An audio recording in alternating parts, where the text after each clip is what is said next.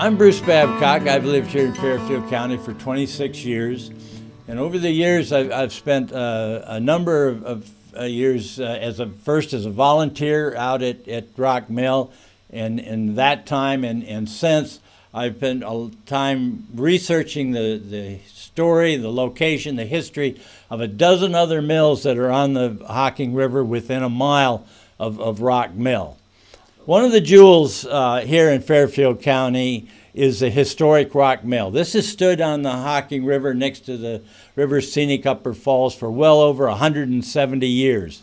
The rich history of the mill and the surrounding area is filled with tales of Native Americans, horse thieves, still houses, the county's early textile industry, sawmills, Ohio's first lottery, a cooperage where kegs, barrels, and buckets were made, a carpet loom, and not too many years ago, the site where scenes for the modern motion picture Mischief were filmed. Today, I'll be talking about only the 19th and early 20th century history of this majestic mill, which still stands at that site and has been recently restored and once again is capable of milling grain just as it did so many years ago. The mill is located in the south central part of the state, about 7 miles on the Hocking River, about 7 miles upstream from Lancaster. As I looked at the history of this area and the county and other counties, I realized that there were two types of research that these histories were based on. The more common type of the county histories and the histories of local areas are based primarily on biographies, lores, tales, reminiscences of the citizens, etc. And if you look at these as blocks of a quilt that are stitched together, the stitching consists of verifiable data that the authors have picked from county records, deeds, marriage licenses, court records, etc. My approach to the history of Rock Mill has been somewhat different than that. The building blocks, the quilt blocks of my research are the verifiable data, the records from the courthouse, from the marriage records, from census, etc. And unlike the others, what I have used is the biographies, the reminiscences, the lores, the tales, etc. to stitch these quilt blocks together. Now, when I'm done talking today, you'll probably look at the quilt that I presented as not being the nice, orderly, neat squares beautifully stitched together like this, but it'll probably look a little bit more like a raggedy patchwork quilt with missing patches, holes, frayed and missing and misspaced threads, etc. But in doing this, I also will have to admit that what I have done is I've had to make some assumptions, and I've had to make some conclusions along the way to tie this all together. And I assume that when I get done, you should feel free to draw some of your own, make some of your own assumptions, and draw some of your own conclusions, and make the quilt that looks like what suits you best.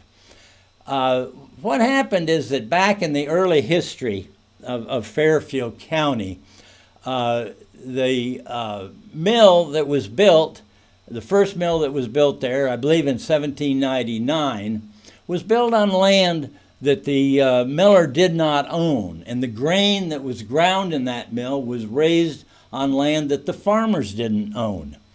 There's two concepts that came into play here. One is something called tomahawk rights, and the other was preemption agreements. Tomahawk rights were where a family would come into the area, and this is an unmapped, uncharted area. I'm showing a rough outline of what would someday become a township. And say they picked out 80 acres of land. They had some idea of what the land was going to be worth. I don't know, it might have been $2 an acre or something, and figured that's about what they could afford. They would proceed to clear the land, build a cabin, dig a well, whatever it took to make themselves at home. And they would mark this off, from this rock to that tree to the river, etc. And as other settlers came in, they would honor these tomahawk rights, and they would move on to the next area, etc. Now, there was one other concept, and that's called preemption agreements. This was a very formal agreement that the federal government put forth, I believe in reaction to the idea that there were wealthy land speculators that wanted to come in and buy large tracts of land and then flip small particles to these settlers at a substantial profit. What the government says, okay, if you'll come in and pick a piece of land and occupy it, then we will agree to sell it to you after the surveys are done and the land office opens at a predetermined price. Well, this seems to have been a little bit complicated because, say they picked that piece of land, they cleared it, they built their cabin, but in 1802, when they got word that the land office was open in Chillicothe and they could go ahead and buy land that they had settled, what they would find is that the government had laid this off into very neat 80-acre plots, a quarter-mile wide and a half a mile long. Well, as you can see here, there's no way that these random tracts of land that the settlers had selected are going to fit neatly into that. So I suspect that the settlers had to make some very important decisions when they got to Chillicothe to buy their property in 1802. In 1799, 1800, probably first in 1799, the old texts don't agree exactly. Two men came from eastern Pennsylvania to Fairfield County to the upper falls of the Hocking River. And there they built two mills.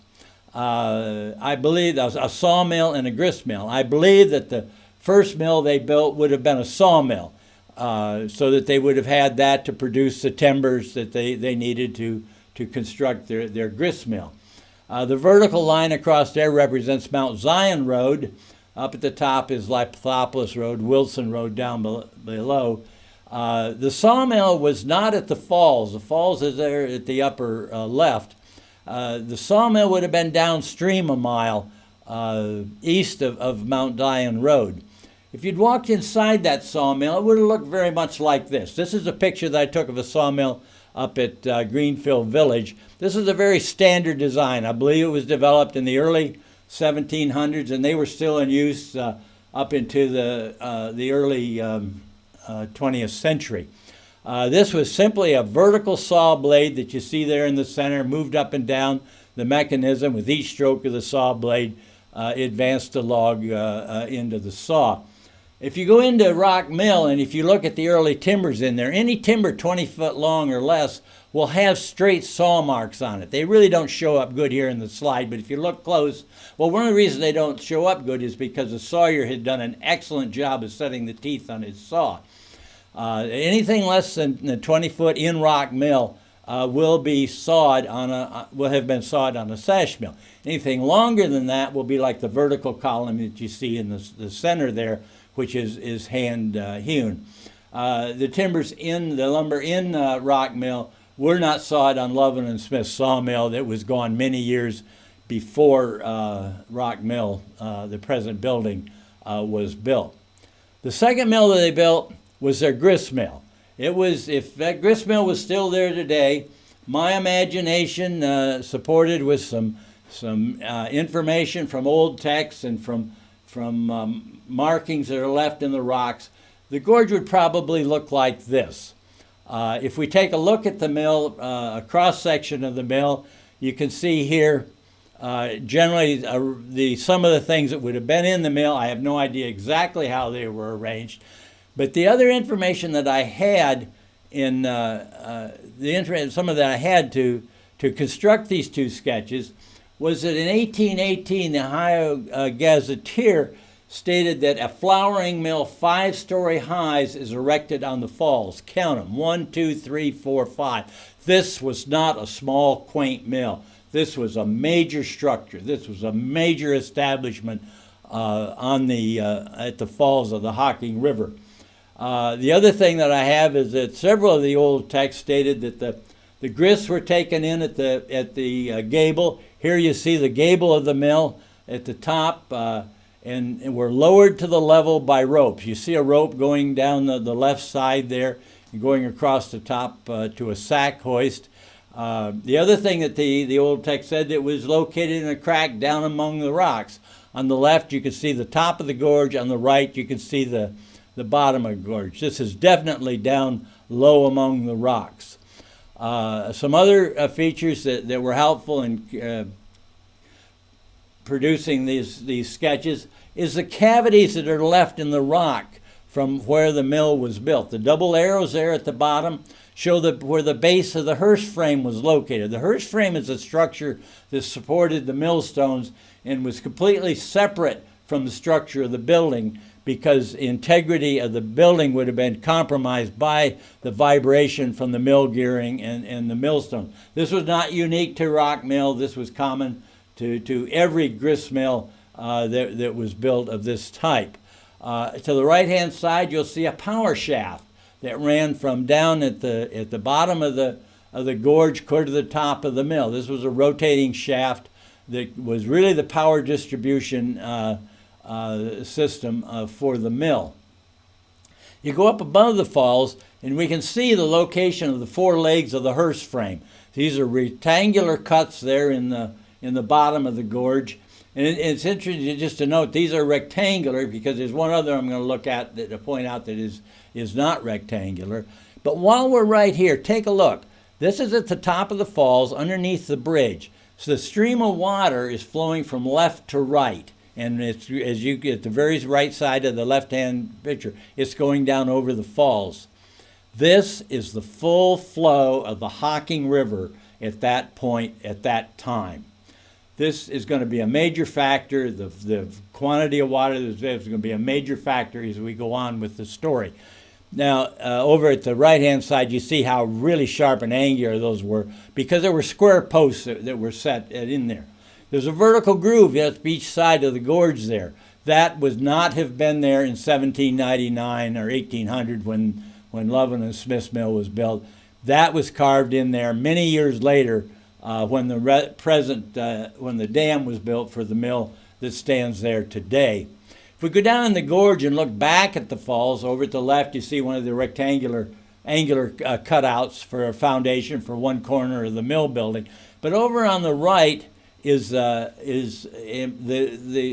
cutout that is not rectangular. It's somewhat curvature, and that represents clearance that was carved into the rock for that vertical shaft that went from the water wheel to the top of the mill and distributed the power to the millstones, to either a rotary or shaking screen, and on up to the sack hoist, which was used to raise and lower the product from the gables down to the milling floor.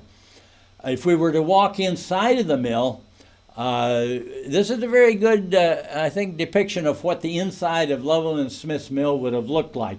I took this picture at McCormick's Mill down at Steel Tavern in Virginia. You see the stairs, you see the crane that handled the millstone, the hopper, the millstone at the bottom, and note the log structure. I think this is as close as you're going to come to what the inside of Loveland and Smith's Mill would have looked like. I mentioned the sack hoist that raised and lowered the grist from one level to another. This is a much later designed sack hoist I took a picture of in Eden Run Mill in Pilesville, Pennsylvania. This one would rotate as a drum that would rotate in one direction to raise it and another direction to lower it. The sack hoist that would have been used in Loveland and Smith's Mill was simpler than that. It simply was a shaft that rotated continuously in one direction.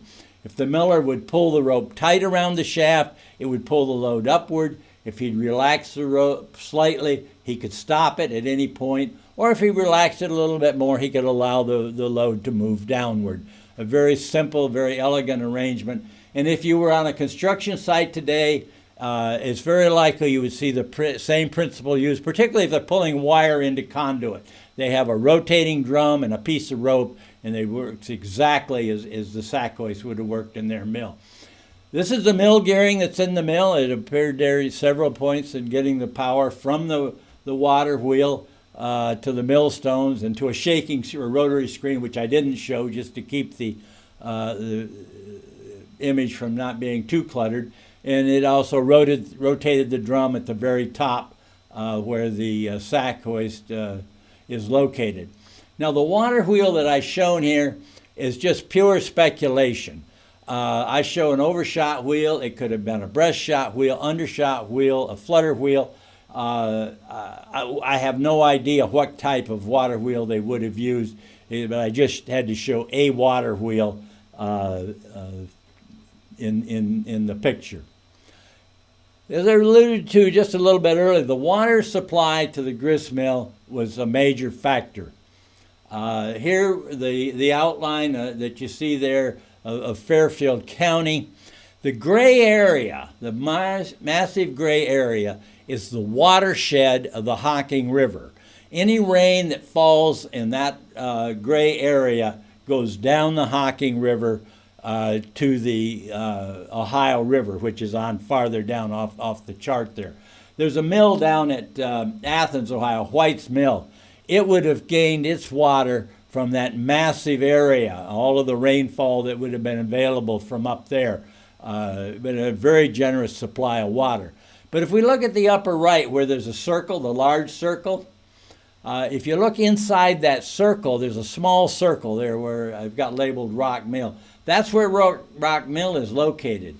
All of the watershed of the Hocking River that was available for Rock Mill is that little peninsula inside of the larger circle there. If we look at what's inside that circle, down at the bottom right, you can see where Rock Mill is located. The yellow square represents Section 25 of Bloom Township. That's 1 mile square. And from this map, it shows that the river basically goes a half a mile to about the center of the township. And beyond that, that red line is the outline of a swamp. It's not a big river with an array of tributaries. It's simply a massive swamp surrounded by forest in 1799. The bed of the forest would have been covered with biomass of leaves and decaying material that when they got a heavy rain, all of that would have retained a substantial amount of water. The swamp would have retained a lot of water and would slowly have released it downstream into the river. If we look at an 1848 map of Greenfield, this area of Greenfield Township, Section 25 is in the red squares there. In 1848, the Hocking River, it was shown as basically not going beyond Section 25. There's very little river. Beyond that was nothing but swamp. If we go down at the lower map there and look at the red square, everything outside of that red square is man-made drainage ditches. This is how they got the water out of the woods, out of the swamp, and got it into the stream and got rid of it so that they could clear the land, farm the land, etc. What that meant was after a heavy rain, the falls would look like the picture at the left. There was no mill that could have been there that could have taken advantage of that much water. Any water that wasn't used immediately and went over the falls was totally wasted and was unavailable to the miller for any productive purposes. But then, because of all the drainage that had been created, shortly after the rain is over with, it wouldn't be too long and the falls would look like the picture at the right, where there would not be enough water for continuous operation of the mill. Now, talk about the little threads that tie together the quilt blocks of my theory here is that this is a quote from an early mid-19th century article in the paper. It was quoted in the bicentennial edition of the paper in 1950. It says, years later, when water was too low to run the mill, the neighbors went up the river to the low swamplands. There, in directing swamp water into the main stream, they found the bodies of 7 men wrapped in horse blankets. The 7 men in horse blankets are not what we're talking about here. What we're talking about here is the efforts that they had to make to try and get some water to the mill so they could grind some grain. Another problem that the mill was faced with, generally if you go to a mill and take a look at the dam, there's usually a big lake, a big mill pond above it, a massive reservoir of water to be drawn from, where water is stored during a rain and then used from afterward. This is the mill pond above Rock Mill. There was no mill pond. This is a narrow gorge. There was no substantial reservoir of water there to provide a uniform and continuous operation of the mill. A number of years ago, I found a postcard of the old mill, and I thought it was pretty neat. I kept it around. And then one day I decided that I'd go down in the gorge to see if I could replicate that picture. And with the help of Jack Campbell, who's the curator out at the mill, we were able to get a very close approximation of, which I thought was pretty nice to see just how it compared from the upper picture had been taken between 1860 and 1890. The lower one was taken one month last year. But when I noticed after looking at this picture, since the bottom picture, see the water that's flowing over the falls? Look at the upper picture. There's not one drop of water coming over the falls, and there's no water coming off the water wheel. Just more documentation of how critical the water supply was to the operation of Rock Mill. And that's somewhat represented in the fact that Lovell and Smith built their mill. The grist mill probably built it in 1800. By 1804, they were in financial difficulty. They were being sued by their creditors. I don't know the dollar amount. I do know that they didn't show up at court. Judgment was issued against them. I don't know what followed from that, except that they were definitely in serious financial situation. In 1814, they sold their sawmill downstream to a woman by the name of Elizabeth Reed. And in 1817, the court finally took control of their mill and said that it would be up for a sheriff's sale. That was in 1817. The next year, 1818, the mill was sold to a man by the name of Bookwalter. He paid $3,000 for it. There's a substantial investment for that area at that time. Okay, so after and Lovell and Smith at this time, basically they disappeared from the census. Don't know what happened to them. They really weren't heard of much after that. So what happened to Rock Mill after Lovell and Smith? Well, once Bookholder got control of the mill, once he purchased it, he leased it to a man by the name of Millison, and Millison ran it for the next few years. And at the same time, Bookwalter leased out the property at the bottom of the gorge there. You can see where the water wheel is now. That's the location of Farmer's Woolen Market, where Bookwalter, or where Barrett was spinning the wool into thread, weaving the thread into cloth, etc. And if you walk back in that oval area, you can see stonework there today that remains for that. And also, as the pictures below show, down closer to the stream, there's more stonework that is evidence of what was there. That was in the spring of 1819. In the fall of 1819, Barrett went just a little bit farther east from there, right there in the bottom of the gorge, as you can see. And there's a spring that flowed out of the crack on the left side of the lower part of the picture there. Right in line with that spring, he carved two troughs into the bottom of the gorge. There he constructed a fulling mill. The fulling mill had paddles in it that could agitate the cloth back and forth, etc. I'll talk a little bit more about that, the fulling mill here in a minute. And just across the stream and just a little bit downstream, if you notice, there's a hole, a cylindrical cavity in the side of the gorge back there. And by going out there and cleaning away the debris and the gravel and the mud on the bottom of the river and letting it wash clean, he discovered there's a very black object. That is the remnants of a timber that has been there since 1819. It is still there today. What that is, the hole in the cavity in the side of the wall represents where the end of the shaft for the water wheel would have been that powered Barrett's fulling mill and his woolen factory. These required very small amounts of power. And you here where you see the vertical column in the river, that's where the bottom of that, the remnant of that timber is still be seen today.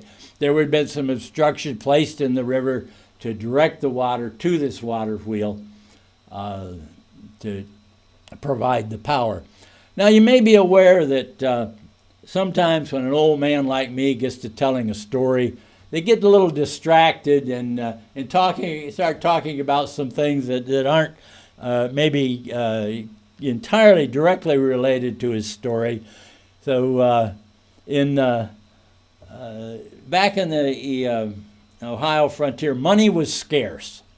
So what millers would do is that instead of demanding cash for their services, they would take a toll. They would take, it varied, but in this example here, they'd say 10 pounds of grain for every 100 pounds of grain that they ground.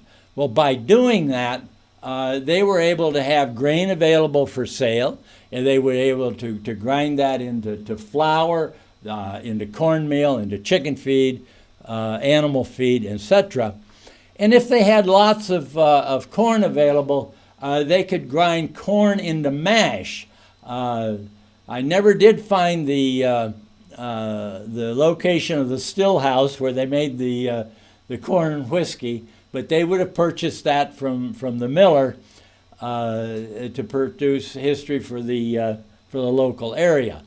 But what I did discover, and Steve Baldwin, one of the friends of mine, and who helped me out with this, discovered in the 1820 issue of the Lancaster paper an advertisement for Samuel Effinger, indicating that he was a manufacturer of stills and the related equipment. So even though I don't know where the still house was or who owned it at Rock Mill, I'm pretty certain that Mr. Effinger is probably the man that produced the equipment that was used there. 2 years after that ad ran, Mr. Effinger built a beautiful home on the square in Lancaster. Just notice the gorgeous arched structures there down at where there's a window at the top and a doorway at the bottom. Unfortunately, in the 1930s, this house was torn down to make room for the hotel that stands there in downtown Columbus. But someone at that time had the good judgment to salvage some of the elements from this house. And today, if you walk into the Fairfield County District Library, downstairs, the entrance to the history room is that lower doorway from Effinger's home, and upstairs in the conference room, you'll see the window that was located directly above that. The still house would have sold their product to the local residents, but I suspect a major customer was the Blue Ball Tavern. It was located right nearby on the Lithopolis, it was then known as the Columbus Road. In addition to selling their brew and their foods or whatever to the travelers on the Columbus Road, they had a byproduct that they sold, and they had a local businessman right nearby that was ready and anxious to purchase it. That would have been Mr. Barrett and his fulling mill. Here, when Barrett got some fabric that was come off the looms in his woolen factory, he would fold them up and take it over, and he would put little clay dams in here like I did before I took this picture, scoop all the water out of the troughs, place the fabric in there against the paddles, the agitators there, and he would then fill these pits with the human urine that he had purchased from the Blue Ball Tavern, and probably from local residents. Like I say, money was scarce. If there was a fulling mill nearby,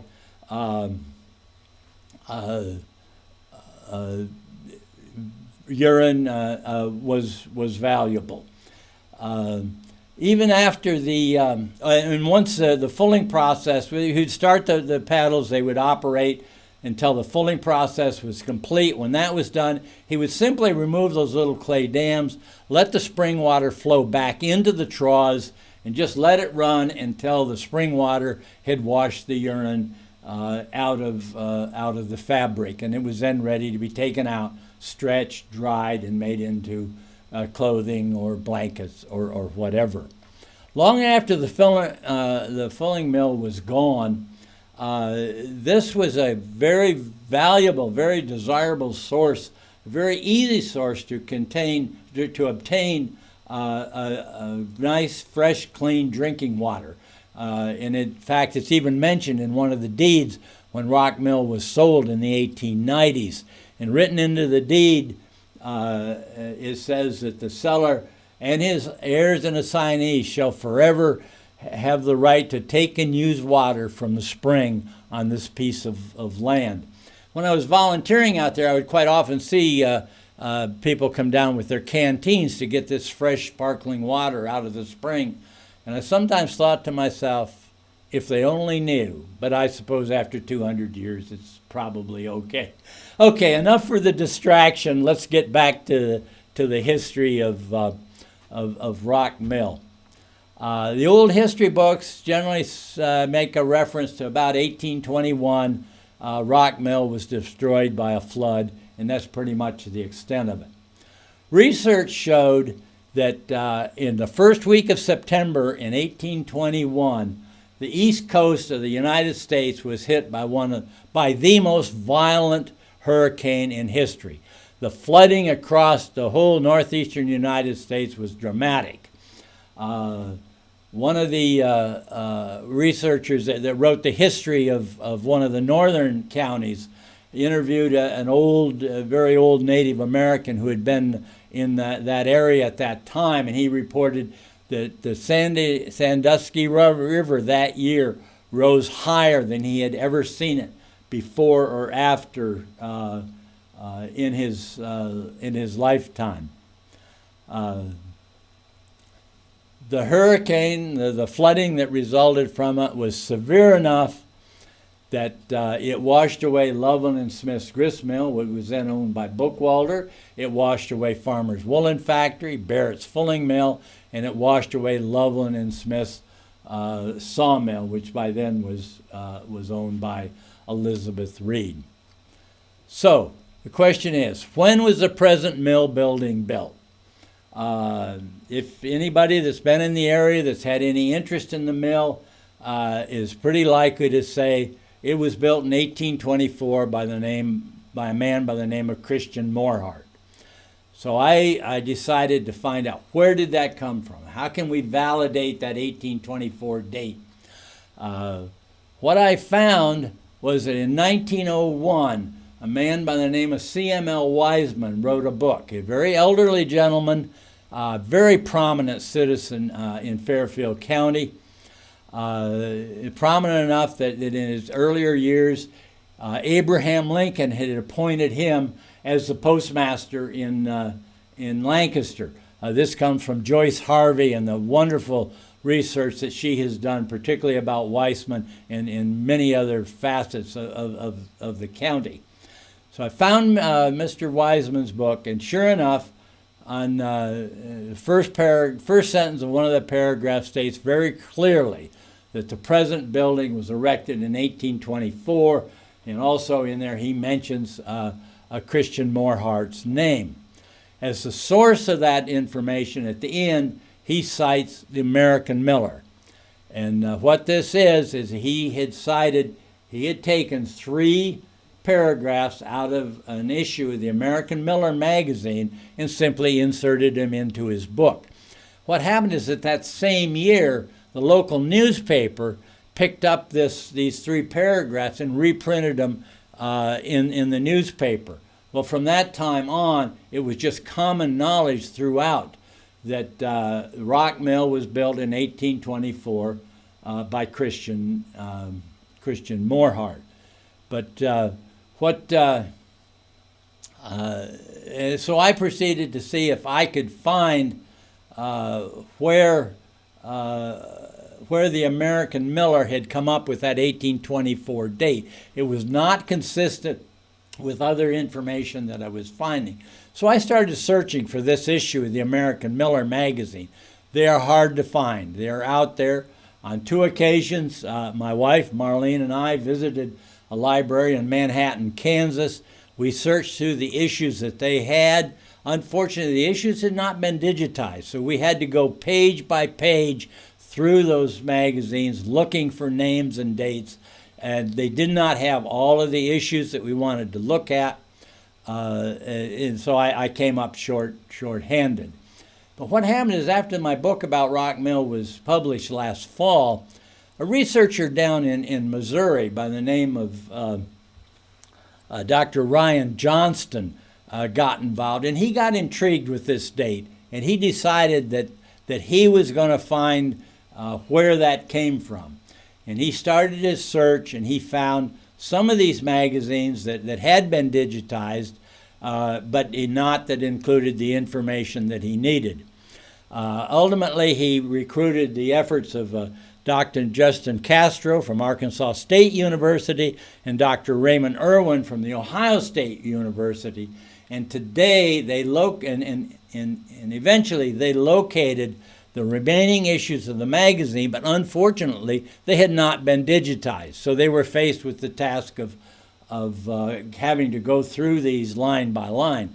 But these people have resources far beyond what I have, and somehow they were able to get these remaining issues digitized. They were able to search for names and dates, and they came up with they found the 3 paragraphs per exactly as Wiseman had cited them in the July 1st, 1801 issue of the American Miller magazine. And that states that the present building was erected in 1824. The magazine included 2 pictures of Rock Mill, one of the mill, one of the falls. Wiseman in his book took those 2 and made a composite sketch where you can see the construction of the mill after it was modernized in the late 1890s. But there was no indication. The American Miller magazine is not a peer-reviewed academic journal. It is a trade journal of the flour milling industry. They're not big on citing sources of their materials, etc. So there was no way that any of us were able to come up with where that 1824 date had come from. So how were we going to determine the age of the mill? Well, earlier than that, when I had given up on doing it, before Doctors Johnson, Castro, and Irwin got involved, I decided I would look at the property records to see what I could learn from them. Maybe if when a mill was built, the property value would have gone up. And if it was sold or any transaction took place, that would give an indication of when something happened. Well, one of the first things that I found was that, I had mentioned that the general story is that Christian Morhart built the mill in 1824. Well, what I found from property records, etc., is that in 1826, Christian Morhart, who was born in Fairfield County, and as were his brothers, he bought a farm in Seneca County to be near his brothers, and he lived there until at least 1830, because he showed up on the 1830 census in Seneca County. And also there's some indication he might have showed up in the Fairfield County census that year. But in 1824, he was living in Seneca County. If you look at where Seneca County is, it really isn't within convenient commuting distance in the early 1800s to oversee the construction of a mill in Fairfield County. But what I did find from the property records was in 1839, 3 gentlemen, Thomas Roller, along with his father-in-law Conrad Plotner, and his brother-in-law Christian Morhart, purchased the mill site which had remained vacant for 18 years. In 1839, they paid $860 for that mill site. Now, I have to back up here just a little bit. In 1818, when Bookwalder purchased the mill from when the sheriff sold it, there were 440 acres involved. 1855, there were 14.3 acres involved. So what I had to do was come up a value of the mill separate from the value of the land. So I would look at the value of adjacent land per acre, multiply by the number of acres, and subtract it from the selling price. So $3,100 in 1818 is what the mill was worth separate from the land that it's on, and the other figures are the same. Regardless of the number of acres, that represents the value of the mill. As you can see, between 1818 and 1839, the flood had occurred and had washed out the mill. So there wasn't much there in 1839. I expect the $860 simply represented that land was worth that much more than adjoining land because there was a potential to build a mill there. Fortunately for me, unfortunately for Mr. Roller, he died in 1842, and at that time the two partners purchased his 1/3 interest in the mill, and it indicated that the mill then was worth $1,500. Almost not quite twice as much as it had been in 1839. That tells me that some construction had been made. There was something happening on that mill site. This was early in the year, I think January, February of the year. In the fall of that year, I think maybe November or December, Christian Morehart purchased half of his partner's interest. So as of 1842, December of 1842, Christian Morehart owned 75% interest of Rock Mill. His partner, Plotner, owned the other 25%. 13 years later, Morehart purchased the last 25%. Based on what he paid for the 25%, it appears that the mill at that time would have had a value of $6,600. This very clearly indicates to me that the mill was constructed between 1842 and 1855. What happened during that period of time? They would have built a dam that you can see here that's above the falls. They would have carved a mill race through the rock, 30 feet long, 18 feet deep, 18 inches wide. They would have erected the mill that stands there today. This picture was taken between 1848 and 1859. I say 1859 because I'm pretty darn certain that's Christian Morehart laying on the ground there. There's a picture of him and his wife in my book, and I think there's a dramatic resemblance there. Inside of the mill would have looked very much like this. This was taken at Baird's Mill, I think it is, over on the east side of the state of Ohio. This is very much what the inside of the mill would have looked like at that time. Also, somewhere in the mill there would have been a boulder, which is a rotating sifter for sifting flour from the millings so that it would be suitable for use in the kitchen. Okay, now I have to go back to 1821 to the flood and follow another track. Then this will come back together later on. In 1821, as I had mentioned earlier, the flood washed out Farmer's Woolen Factory and Barrett's Fulling Mill. Barrett, that must have been a fairly lucrative business because Barrett immediately bought the land on the opposite side of the township line. Township line is that red line up the middle, and built a big new woolen factory east of Mount Zion Road. Mount Zion Road is that somewhat angular roadway that goes across there. On here it's called Barrett's Road. Today it's known as Mount Zion Road. The road across the top is labeled as the Columbus Road. Today that's Lithopolis Road, and the road that goes across the bridge at the end of the blue part there is labeled as Bloomfield Road. Today that's known as Rock Mill Road. To power his business, his big woolen factory that he built down there east of Mount Zion Road, he had to build a dam. And this was a high dam. And as you can see, it created a substantial mill pond. If you were standing on the property of the Rock Mill Brewery down beside the little chapel that would bend to the left there, and looking downstream, you would be looking at the area where this dam was located. It was high. It would have been like, I estimate, 25 to 30 feet high. And if you look at a sketch of it the other way, it's high enough that mill race had to go across Mount Zion Road. So if you were in a horse and buggy, you would have actually been going underneath the mill race as you went up and down Mount Zion Road. But also notice that mill pond extends clear to the falls. What that means is that because that mill pond extends clear to the falls, if there had been a mill, a water wheel on Rock Mill at that date, it would have had to have been suspended above the surface of Barrett's Mill Pond. I've talked to some engineers. They said, yes, that's conceivable. It could have been done. Is it desirable? No. It's awkward. It limited the diameter of the water wheel, etc.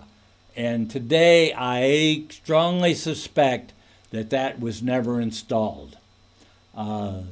What happened is, in 1848, Christian Morehart bought this little piece of land, 1.8 acres, just about 75 feet from the site of his mill. And he paid a pretty good price for it. I have the numbers right here, but more than what you would think 1.8 acres would be for. Well, what happened is that in the deed to that property was the provision, the restriction that said that Littlefield, who he bought that, who then owned Barrett's Woolen Factory, agreed that he would lower the level of the mill pond to where it didn't extend beyond the township line. If you're out there today and you want to see where the township line is, it basically goes right where this red line went. If you're sitting on the park bench talking to somebody to my right, you would be in Bloom Township. They would be in Greenfield Township.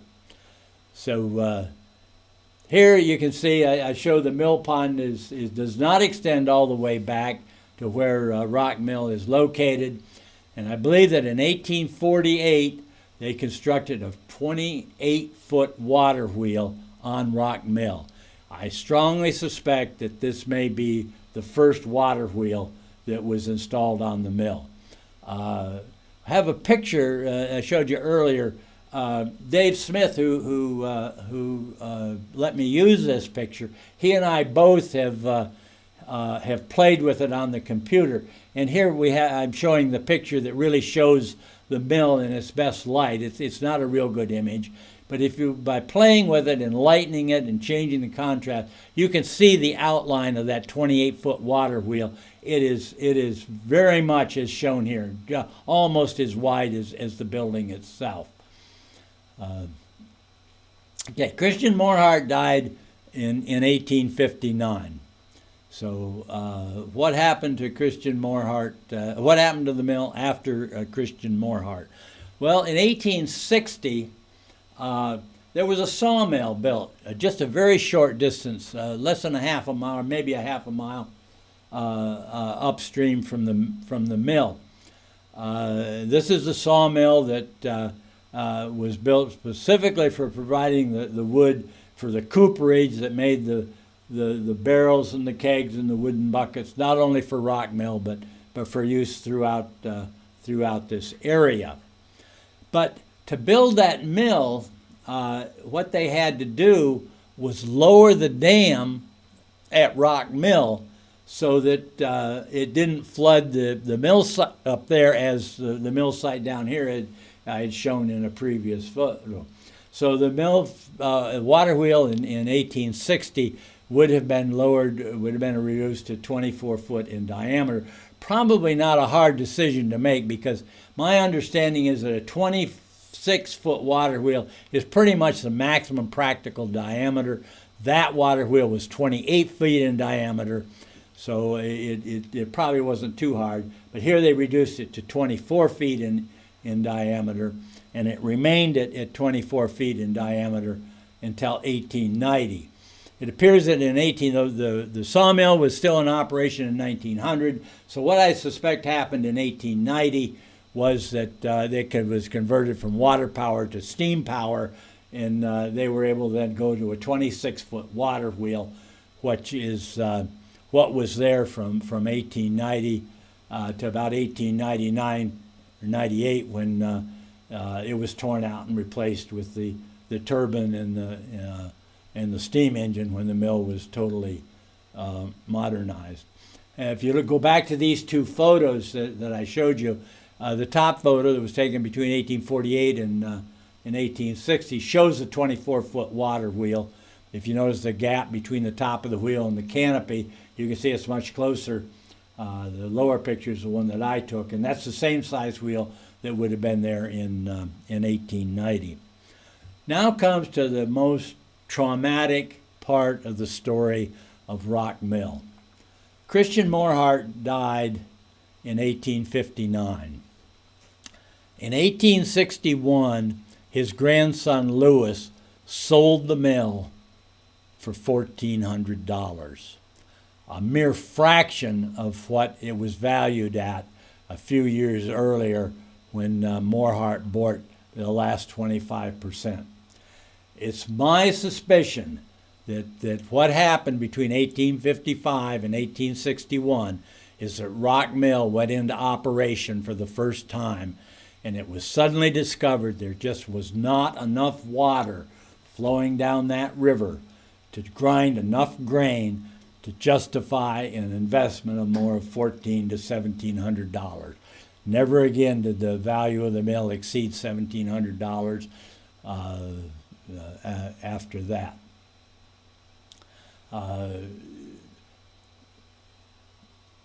Jack Campbell, the curator out at the mill, he has a little different title than that, but he's the historian out there. He got involved in this, and just in the last couple weeks, he was digging through the Charlie Goslin's papers that are stored down at the Ohio University in Lancaster. And what he found was this quote from Charlie Goslin. If you don't know, Charlie Goslin is probably Fairfield County's by far his most famous historian. Prolific writer, a couple of books, tremendous amount. His papers are preserved by the university. But in his papers, he stated the present mill on this site was erected about 1851. That's close enough to validate.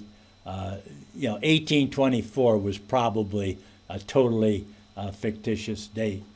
The mill, one of the signs that the mill might not have been extremely valuable is that I visited many mills. Marlene and I, in our travels, she was very patiently went with me to many old mills, and but almost every one of them there was a beautiful home beside the mill.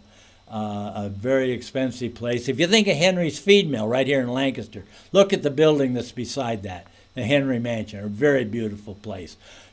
Today, Jim Patton and his wife live in this home. They inherited the home. The family's had it for many years. But after he got married and was living there, he decided to do some remodeling. And he tore into a wall, and what he discovered is this is a log house. The miller at Rock Mill was not living in a mansion.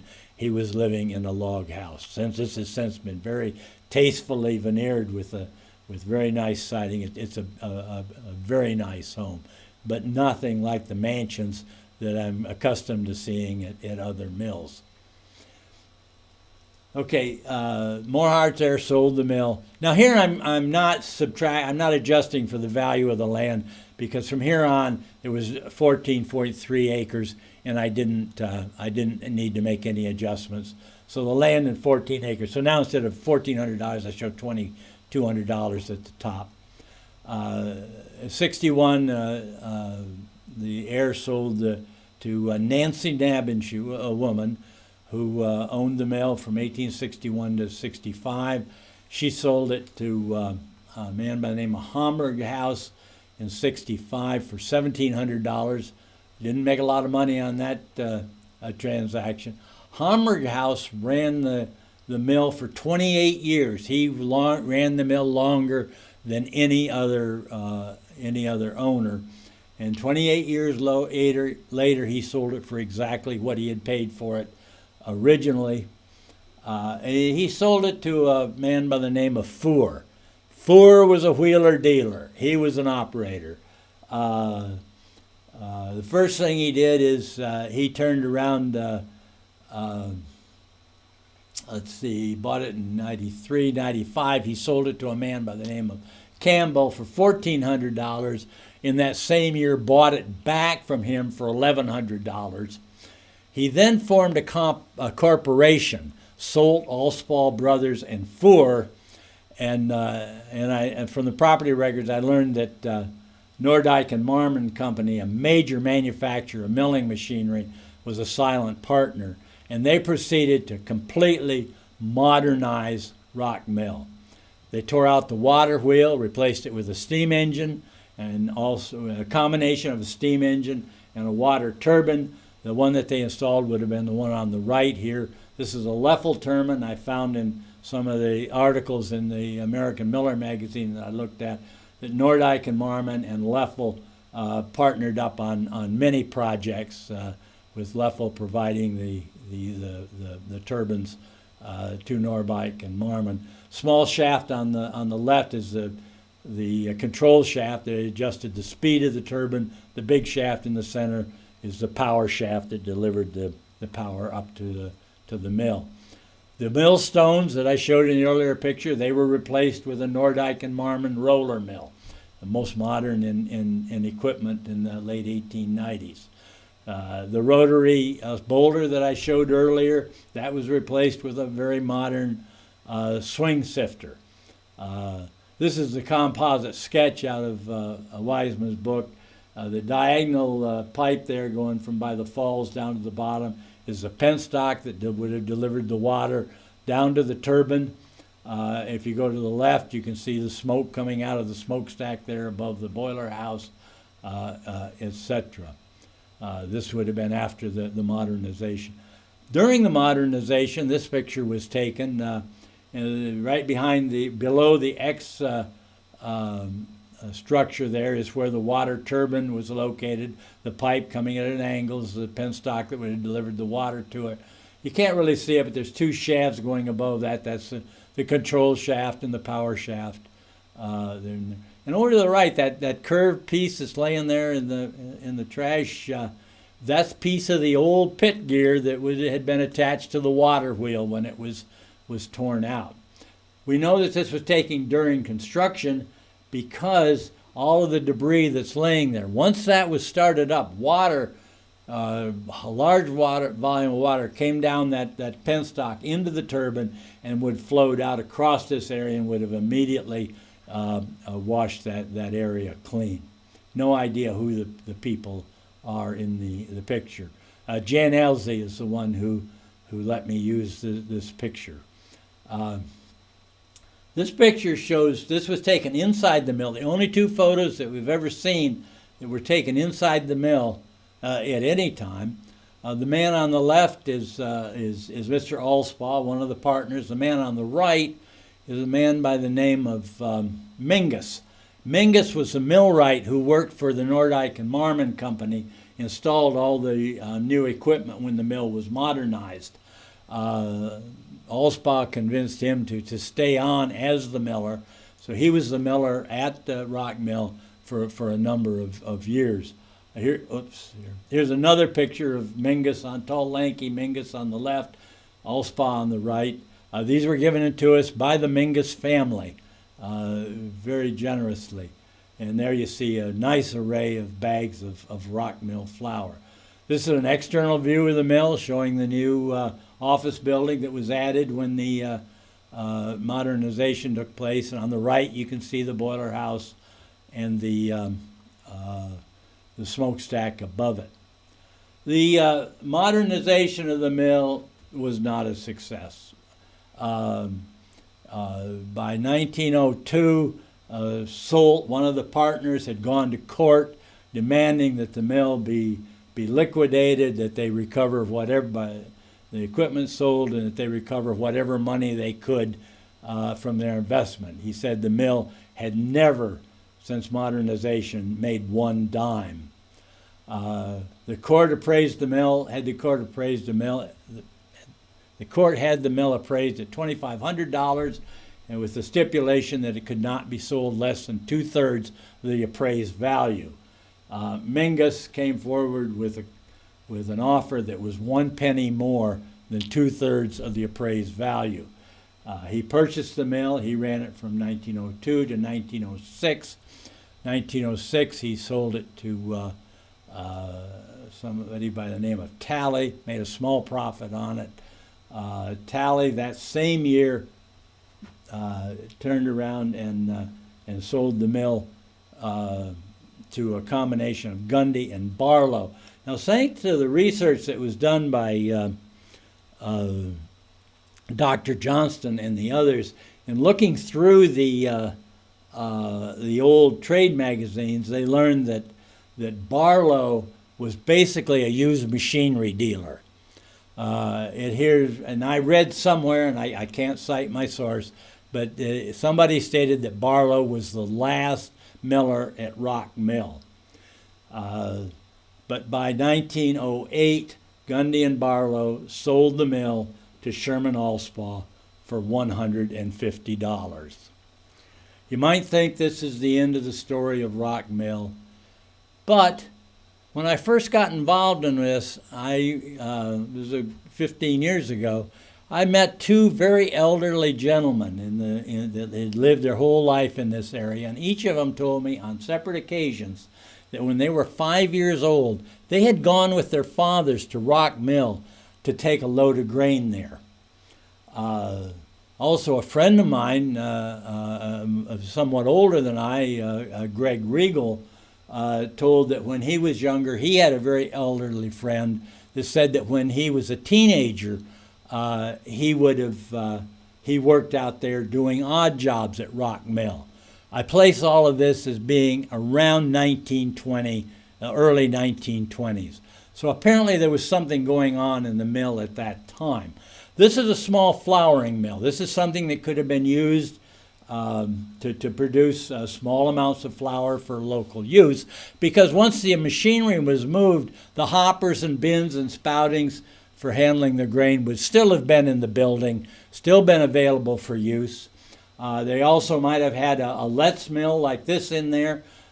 This could have been used to produce chicken feed, animal feed, etc. Of course, the water wheel, the steam engine, and the turbine were long gone, so they probably had a little gas engine like this that powered it. A very, very small operation. And if they had those pieces of equipment, they probably also had something like this. This is a seed cleaner, where the farmers would bring their grain to get it clean so that they didn't plant the weed seeds that were with it when they planted their grain. These pictures kind of speak for themselves. The picture on the left was taken, I believe, in around 1960. The one that I took was taken in the last few weeks. It shows a tremendous transformation that has taken place out there. This is basically the end of my story, but I want to say I didn't do this all alone. I had many people that contributed a great deal of information, insight, observations, suggestions, etc. I wish I could stand here and name every one of them. I'm not going to try because I'm sure I would leave someone out. They know who they are, and I just want them to know how much I appreciate what they contributed to this story. Thank you very much.